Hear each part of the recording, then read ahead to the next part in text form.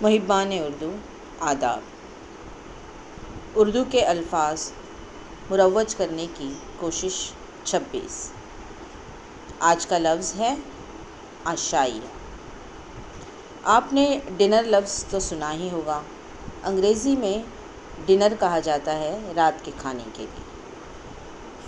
عشائیہ اسی کا اردو لفظ ہے۔ لغت میں جب میں نے تلاش کیا تو اس لفظ کے معنی تھے رات کا کھانا۔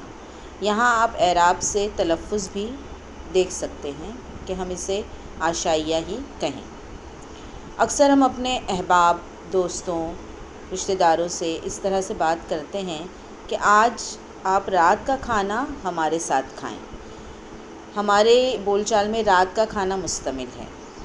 تو اس جملے کو اور بہتر اور حسین بنایا جا سکتا ہے اگر ہم اپنے جملے کو کچھ اس طریقے سے ادا کریں: آج آپ عشائیہ کے لیے ہمارے گھر مدعو ہیں۔